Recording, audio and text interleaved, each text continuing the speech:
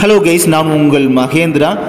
நம்ம டிஎன்ஓயு நம்ம தமிழ்நாடு ஓப்பன் யூனிவர்சிட்டியில் ரீரெஜிஸ்ட்ரேஷன் வெப் போர்ட்டல் வந்து பார்த்தீங்கன்னா அஃபிஷியல் வெப்சைட்டில் ஓப்பன் பண்ணி கொடுத்துருக்காங்க. நம்ம டிஎன்ஓயு வெப்சைட்டில் செக் பண்ணி பார்த்தீங்கன்னா உங்களுக்கு தெரியும்.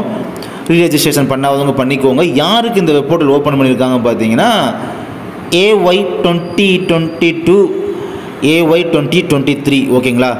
அதாவது அகாடமிக் இயர் 22 அகாடமிக் இயர் 23 இந்த ரெண்டு பேஜஸுக்குமே பார்த்தீங்கன்னா ரீரெஜிஸ்ட்ரேஷன் போர்ட்டல் அப்படின்றது ஓப்பன் பண்ணி கொடுத்துருக்காங்க.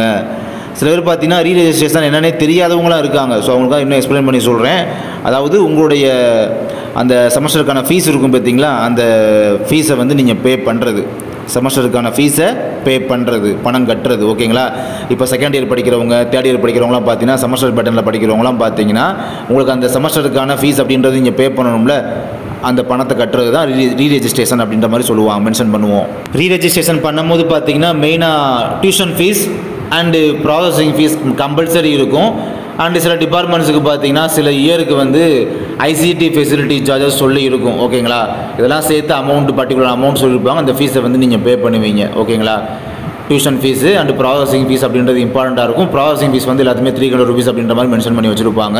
ஸோ உங்களுக்கு எவ்வளோ ஃபீஸ் மென்ஷன் பண்ணியிருக்காங்க அப்படின்றத உங்கள் ஃபீஸ் எவ்வளோவா அப்படின்றத நீங்கள் செக் பண்ணிக்கிட்டு நீங்கள் ஃபீஸ் அப்படின்றத பே பண்ணிக்கலாம். ரீரெஜிஸ்ட்ரேஷன் பண்ண தெரியாதவங்களுக்கு எப்படி பண்ணணும் அப்படின்றத நம்ம நெக்ஸ்ட் வீடியோவில் பார்க்கலாம். தேங்க்யூ.